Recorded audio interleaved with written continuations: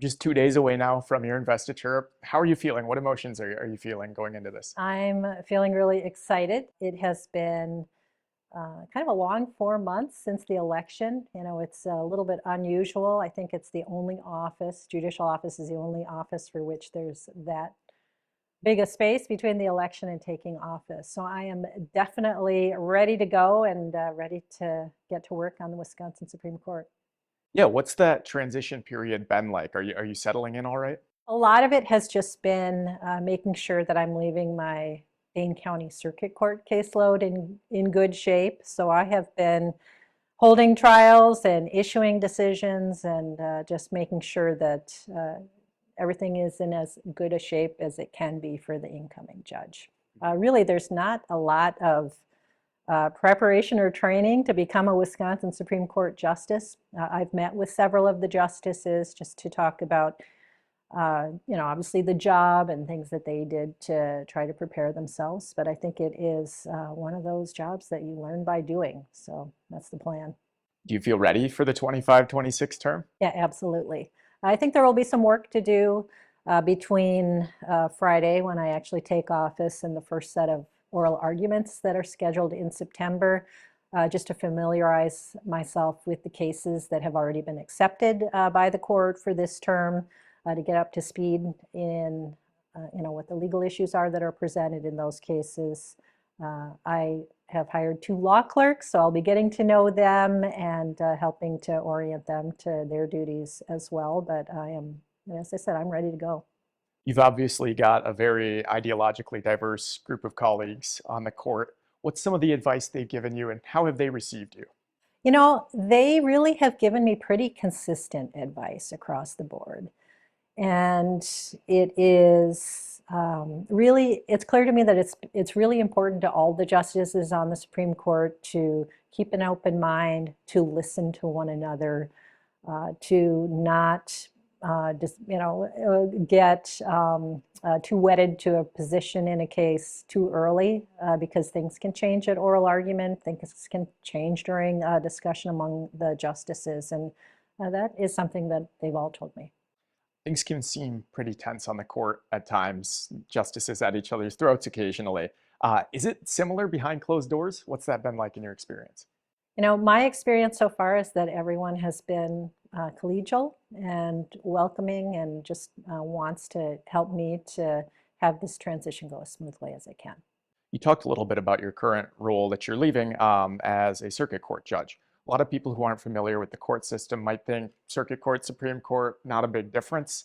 How would you describe the biggest differences in the two roles?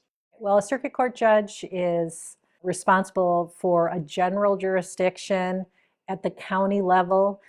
We hear cases, including criminal cases, civil cases like divorces, personal injury, cases involving children and families, and it's at the trial level. So somebody files a lawsuit, the first judge they're going to see is generally a circuit court judge or a circuit court commissioner. Cases don't get to the Wisconsin Supreme Court until they've gone through that full process in the circuit court and have reached a decision. And then a party can, generally speaking, and then a party can choose to appeal. The next level is the Court of Appeals, which is the intermediate appellate court in Wisconsin. And then from there, it can end up in the Wisconsin Supreme Court. Few cases that can come to the Supreme Court in a different way, but generally, the Supreme Court is reviewing the decisions of the lower courts, including the circuit courts, to make sure they've gotten the law right. When it comes to reviewing the law and interpreting the law, how would you describe your personal judicial philosophy?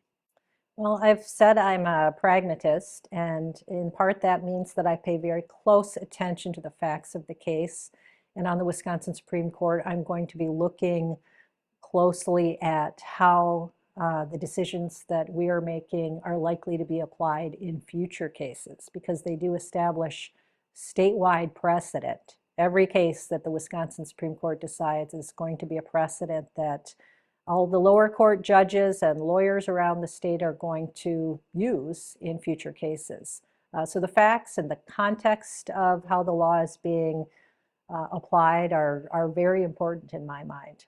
I'd also describe myself as a textualist. I think all judges are textualists, meaning that you start out looking at, when you're interpreting a statute, what does it say? What are the words? That's always the starting point for interpretation, is a common sense interpretation of what those words mean, and then from there looking at how they ought to be applied in the particular context.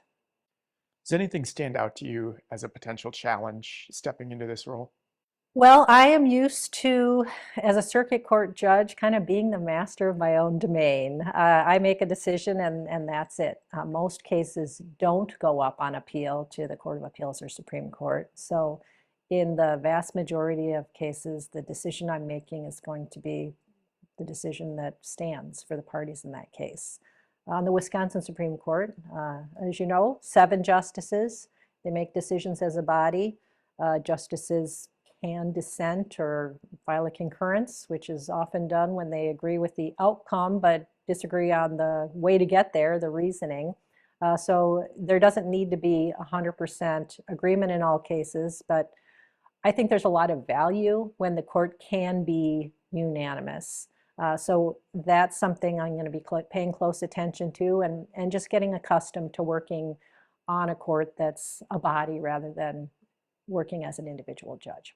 Do you think in recent sessions that the court's done a good job of coming to those unanimous decisions? I just saw some statistics recently on the number of unanimous decisions that the Wisconsin Supreme Court reached in the last year, and it was a fairly sizable number. I think that the cases that get the headlines are those where there's some division or disagreement among the justices, and some are going one way and some are going the other.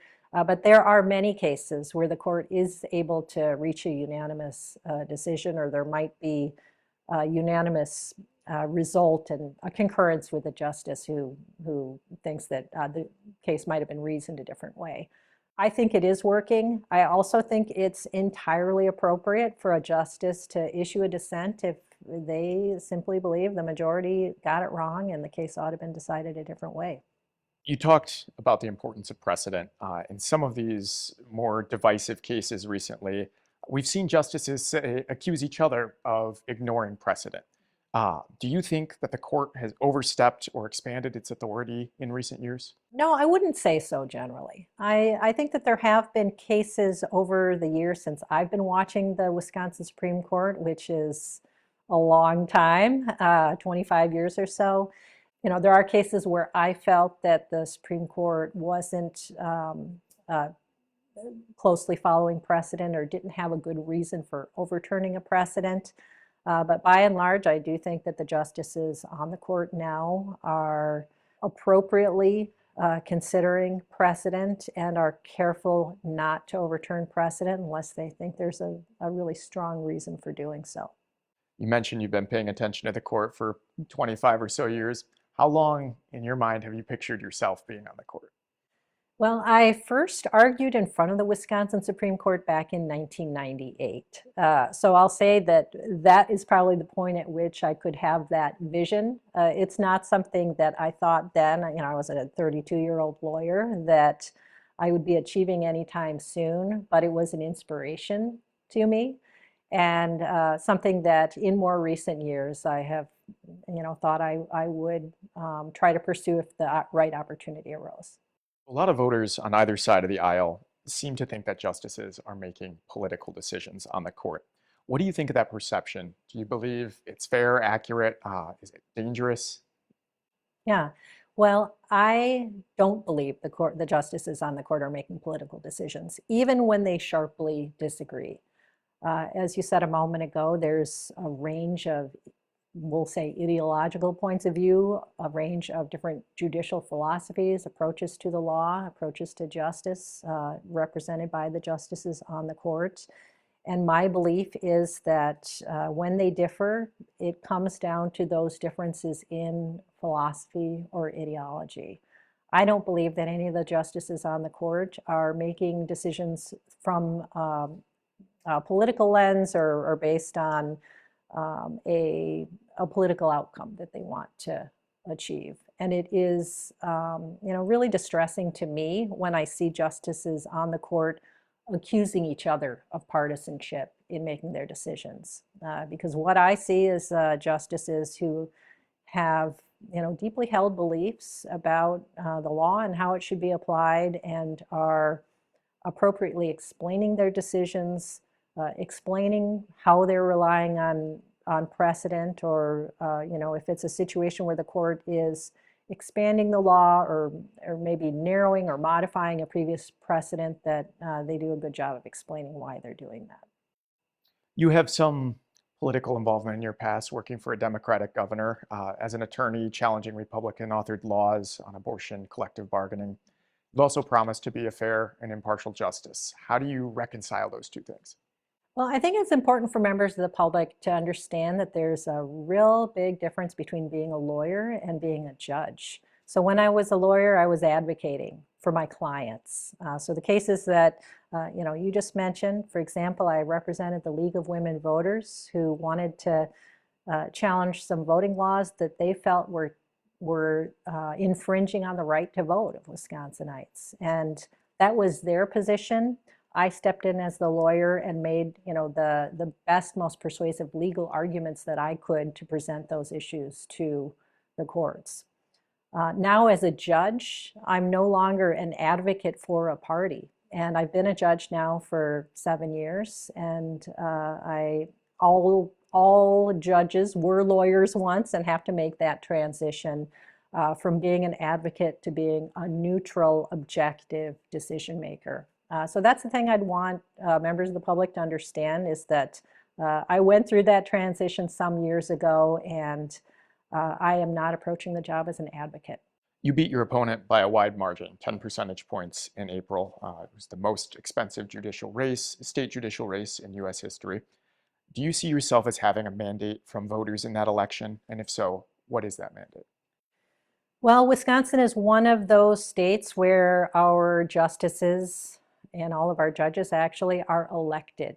So from that point of view, anyone who is elected is accountable to the people. And so that's how I view it, is that I have accountability to the people who elected me for this job. And this job is to interpret the law fairly, to equally protect the rights of all Wisconsinites.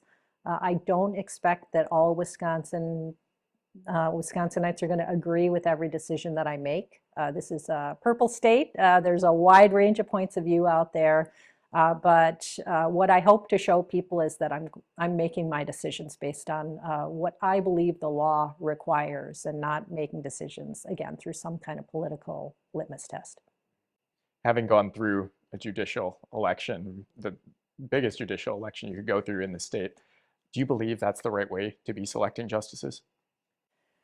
Well, there are a lot of different ways that you see when you look at other states, other state constitutions. There are many states that have an appointment process for their state court justices and judges. I think there's a lot of value in having elections because of that accountability to the public. I think it's also appropriate that these are fairly lengthy terms that allow a justice to, after going through the election process, to really just focus on the job and being the best justice that they can be, without having to have in mind, oh, I have to sit for election again in another 2 years or 4 years, as is typical for other elective offices. So I think it's a good balance, and I think it has worked in Wisconsin. It has been true throughout the history of our state that judicial elections, or elections for the Wisconsin Supreme Court, have been sharply contested right from the get-go, right from the very beginning of our state. But I think it is, I think it works in Wisconsin. Many voters are waiting to see whether the court will take up challenges to the state's congressional maps. In June, justices rejected requests for original action in 2 lawsuits on those maps. Do you think that was the right choice, to reject the original action? I really can't say, because I wasn't part of the deliberations in that case. I'm not on the court yet. I begin my term on August 1st, on Friday. And